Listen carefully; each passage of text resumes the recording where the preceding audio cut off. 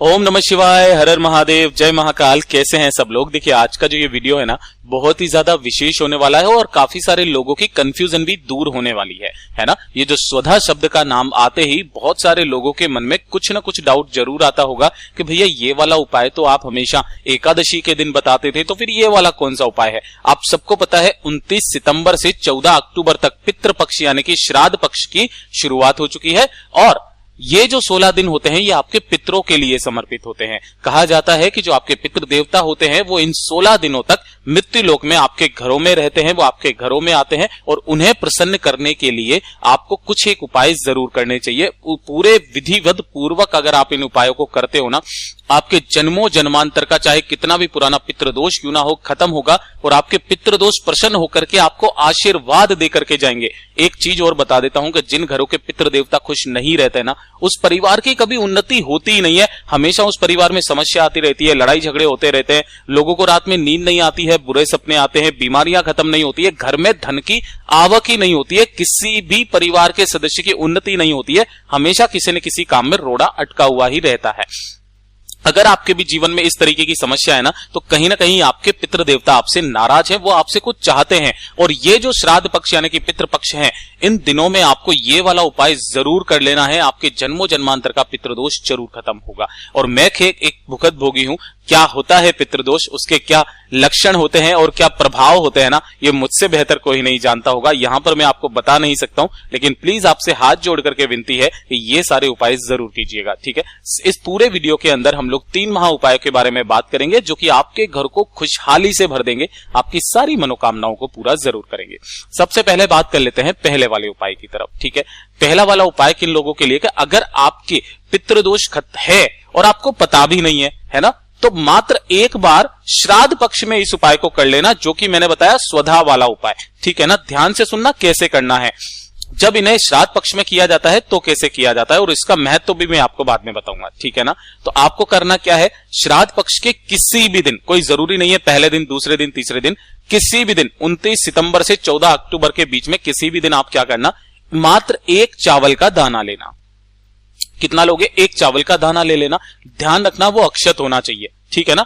और इसे रखना आप अपने दाहिने हाथ की हथेली पर। ये जो आपके हाथ की हथेली है ना, परिवार का कोई भी सदस्य अगर बहू बेटी करती है ना, तो उसे इसी का फल दुगना प्रदान होता है। गुरुदेव ने कहा कि वो एक साथ 2 कुल को मतलब तार देती है। ये चीज ध्यान रखना, 2 कुल यानी कि एक तो अपने ससुराल को और एक अपने जो मायके के जो पितर होते हैं उन दोनों को इसका फल प्रदान होता है, ठीक है ना। मात्र आपको एक चावल का दाना अपने हथेली में इस तरीके से रखना है, ठीक है, रख लिया। और उसके बाद आपके घर पे जहां कहीं पर भी पानी पीने का स्थान है ना, चाहे तो आपके इस घर में ऐसे परिंदा वगैरह हो, मटका रखा हो, चरा रखा हो, और आजकल तो मॉडर्न किचन होती है तो वहां पर आरओ लगा हुआ रहता है, ठीक है ना। आरओ है तो आप यहां पर अपने उस हाथ को लेकर के जाना, दाहिने हाथ को, जिसपे आपने एक चावल का दाना रखा है ना, और चावल का दाना लेकर के आपको अपने सारे पितृ देवों का स्मरण करना है। ध्यान रखना, सारे पितृ देवों का स्मरण यहां पर करना है कि जो भी उनसे विनती करनी है कि प्लीज हमारे घर में सुख शांति समृद्धि ला दीजिए, अगर किसी भी तरीके की कोई गलती हमसे हुई है तो उसके लिए माफ कीजिए, हमारा साथ दीजिए, परिवार की उन्नति कीजिए। इस तरीके से आपको अपनी विनती करनी है, कामना करनी है अपने पितृ देवों से। और 5 बार आपको एक शब्द बोलना है, वो है स्वधा स्वधा स्वधा स्वधा स्वधा। कितनी बार बोलना है, 5 बार। एकादशी के समय आपको 3 बार बोलना होता है, श्राद्ध पक्ष में आपको 5 बार ये वाला स्वधा शब्द का इस्तेमाल करना होता है, 5 बार बोलना है, ठीक है ना। फिर इसी एक चावल के दाने को लेकर के और 1 लोटे शुद्ध जल को लेकर के पहुंच जाना देवादिदेव महादेव जी के मंदिर शिवलिंग के पास में। उत्तर दिशा नॉर्थ डायरेक्शन की तरफ मुंह करके खड़े हो जाना। सबसे पहले जो आपने 1 लोटा शुद्ध जल लिया है उसे आपको देवादिदेव महादेव जी के ऊपर समर्पित करना है। ओम नमः शिवाय, श्री शिवाय नमस्तुभ्यम पंचाक्षरी मंत्र या षडाक्षरी मंत्र का स्मरण करते हुए। और उसके बाद जो आपने 1 आखा चावल का दाना लिया था, 5 बार स्वधा बोला था, उसे आपको उठाना है और उठा करके शिवलिंग के ठीक ऊपर आपको यहां पर आपको समर्पित कर देना है। बस इतना सा समर्पित करके आ जाइएगा, आपके जन्मों जन्मांतर का जो पितृदोष होगा वो खत्म होगा। पूज्य गुरुजी ने कहा कि आप 5 बार जो स्वधा शब्द का स्मरण करते हो ना, मैं आपको बता देता हूं, स्वधा जो है वो मैया पार्वती जी की नानी है। और ध्यान रखना कि जो भी महादेव जी की पूजन अर्चन करता है, मैया पार्वती जी का पूजन अर्चन करता है ना, उन्हें कभी भी कोई पितृदोष लग ही नहीं सकता है, पितृ कभी भी उन्हें परेशान नहीं करते हैं। ठीक है। अब इसका मैं प्रभाव बताता हूं कि अगर आप 5 बार सुधा ना बोल करके 12 श्लोक, जो सुधा श्रोतम के जो 12 श्लोक होते हैं, अगर आप उन श्लोकों का एक बार मात्र उच्चारण भी कर लेते हो ना श्राद्ध पक्ष के अंदर, तो आपको 100 बार श्राद्ध करने का और सभी तीर्थों में स्नान करने का पुण्य फल भी प्राप्त होता है। तो स्वधा कोई छोटा मोटा शब्द नहीं है, ये बहुत बड़ा शब्द है। इस वाले उपाय को जरूर कीजिएगा। अब बात कर लेते हैं दूसरे वाले उपाय की तरफ। ठीक है, देखिए दूसरा वाला उपाय जो है ना, ये भी श्राद्ध पक्ष के अंदर ही किया जाता है।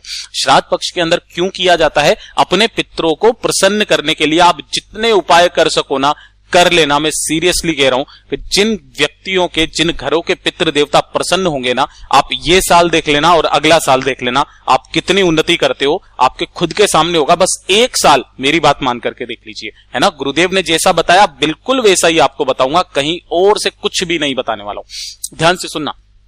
आपके घर में आप मिठाई तो बनाओगे ही सही, ठीक है ना।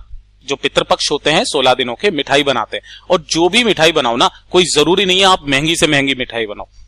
गाय के दूध की मिठाई होनी चाहिए, चाहे आप थोड़ी सी खीर ही क्यों ना बना लो, बस थोड़ी सी खीर भोग के लिए, प्लेट में रखने के लिए आप केवल थोड़ी सी खीर बनाना, लेकिन वो भी गाय के दूध की ही बनाना, ये चीज ध्यान रखना। और गाय का घी ही काम में लेना, भैंस का गलती से भी मत ले देना। मैंने पिछले वाले वीडियो में भी आपको बताया था, भैंसे की जो सवारी होती है वो यमराज की होती है ना। तो अगर आपको कहानी सुननी है तो पिछले वाला वीडियो आप देख लेना। अब ध्यान से सुनना, जो भी आपने मीठा बनाया चाहे खीर, उसे क्या करना, आप पीपल के पत्ते पर रख लेना, ठीक है ना। किसी भी एक पीपल का पत्ता लेना, शुद्ध सा साफ कर लेना, पानी से धो लेना, उसके ऊपर उस खीर को या जो भी आपने बनाया है ना मीठा, उसे आप रख लेना, है ना। और 1 लोटा शुद्ध जल लेकर के पहुंच जाना कहां पर, पीपल के पेड़ के नीचे।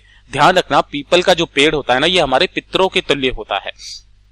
आपको यहां पर क्या करना है, अपने पितरों का स्मरण करते हुए दक्षिण दिशा की तरफ आपको अपना मुंह करना है ना। किस तरह दिशा में करना है, ध्यान रखना। दक्षिण दिशा जो होती है ना, अपने पितरों की दिशा होती है। आप अपने पितरों के लिए स्मरण कर रहे हो, दक्षिण दिशा की तरफ मुंह रखना। और जो आपने एक पीपल के पत्ते पर जो भी मीठा आप लेकर के आए हो ना, जड़ों में यहां पर पीपल के पेड़ के नीचे समर्पित कर देना। यहां पर समर्पित कर दिया, 5 मिनट वहां पर बैठना, अपने पितरों का स्मरण करना, कोई कामना मत करना, बस इतना सा काम कर देना। इसका पूरा का पूरा पुण्यफल आपके पितरों को प्राप्त होता है और आपके पितर बहुत ज्यादा प्रसन्न होते हैं। जब आप 5 मिनट तक वहां पर बैठेंगे, उसके बाद जो आपने 1 लोटा शुद्ध जल लिया है ना, उस 1 लोटे शुद्ध जल का आपको जल का तर्पण भी यहीं पर करवा देना है। इससे आपके पूर्वज बिल्कुल तृप्त हो जाते हैं, वो आपको आशीर्वाद देकर के जाते हैं। पितृपक्ष में कभी भी इस वाले उपाय को करना, जितनी बार हो सके उतनी बार कर लेना, कोई जरूरी नहीं है। काम धंधे हैं तो काम धंधे पहले करना, उसके बाद में मौका जब भी मिल जाए ना, सुबह से लेकर शाम तक कभी भी आप चले जाना, इस काम को जरूर करना, ठीक है। ये हो गया दूसरा काम। अब बात कर लेते हैं तीसरे वाले उपाय की तरफ, ठीक है। देखिए तीसरा वाला भी जो उपाय है ना, ये आपके पितरों के लिए तो आपको करना ही है। पूज्य गुरुजी ने हैदराबाद वाली कथा में ये वाला बताया था, अगर आपको भरोसा ना हो तो आप वहां पर सुन सकते हो, ठीक है ना। ध्यान से सुनना, आपको करना क्या है, 1 लोटा शुद्ध जल लेना है। ये किसके लिए करना है, अपने घर की सुख शांति समृद्धि के लिए, ठीक है ना। 1 लोटा शुद्ध जल लेना, इसके अंदर अपने घर का शुद्ध जल भरना और थोड़े से मिला लेना इसमें काले तिल। क्या मिलाना, थोड़े से चुटकी भर आपको काले तिल मिला लेना है। और आप सबको पता है कि जो पितरों के तुल्य माने जाते हैं ना 3 वृक्ष, उन तीनों वृक्षों में से आपको किसी भी एक वृक्ष के पास जाना है। लेकिन उससे पहले आपने जो 1 लोटा शुद्ध जल लिया है, जिसके अंदर आपने काले तिल मिलाए हैं ना, कहीं से भी हो सके तो 2 सफेद फूल जरूर ले लेना। और कोई से भी फूल मत लेना, सिर्फ और सिर्फ सफेद फूल ही पितरों को समर्पित किए जाते हैं, ये चीज ध्यान रखना। आपको 2 सफेद फूल लेने हैं, इसी लोटे के अंदर आपको डाल देना है ना। और इस 1 लोटे को लेकर के आपको तीनों जगह पर, जहां पर भी आपको मिल जाए, पहला जो होता है पितरों के समक्ष वो होता है पीपल का पेड़, दूसरा होता है वट का पेड़, और तीसरा होता है बेलपत्र का पेड़, है ना। जो बेलपत्र का पेड़ की उत्पत्ति हुई थी ना, मैया पार्वती जी के आंसुओं से हुई थी, है ना। और जब इसकी उत्पत्ति हुई थी तो सभी देवी देवताओं ने इन्हें पितरों के समान कर दिया था। तो इसीलिए इन 3 वृक्षों को पितरों के समान माना जाता है। काफी सारे लोगों के मन में ये वाला डाउट आएगा कि भैया अगर हम लोग रविवार के दिन फ्री हैं तो रविवार के दिन तो पीपल के पेड़ के नीचे जाते ही नहीं है, तो आपने कभी भी पूज्य गुरुजी की कथा अच्छे से सुनी ही नहीं। अगर आपने सुनी होती तो आपको कोई डाउट नहीं होता। पूज्य गुरुजी ने कहा कि पीपल के वृक्ष के नीचे रविवार के दिन खाली हाथ कभी मत जाना, ये चीज ध्यान रखना। खाली हाथ कभी मत जाना। अगर आप खाली हाथ जाते हो तो अलक्ष्मी आपके साथ घर के द्वार तक और घर में प्रवेश कर जाती है। तो आपको खाली हाथ नहीं जाना है। आप जो लेकर के जा रहे हो उसका आपको यहां पर जल समर्पित करना है, अपने पितरों का स्मरण करते हुए मुंह रखना आपको दक्षिण दिशा की तरफ। ठीक है, बस इतना सा काम जब भी आपको मौका मिले ना, जितनी बार आप कर पाओ, वो सबका सब आपके पितरों के भाग में जाता है और आपके पितृ देवता बहुत ही ज्यादा खुश होते हैं। पूज्य गुरुजी ने जैसा अपनी कथाओं में बताया वैसा आसान भाषा में आपको बताने का संपूर्ण प्रयास किया। वीडियो अगर पसंद आया हो तो लाइक जरूर करना, साथ ही साथ चैनल को सब्सक्राइब जरूर कीजिएगा। मैं आपसे मिलता हूं अगले वीडियो में, तब तक के लिए ओम नमः शिवाय, जय महाकाल।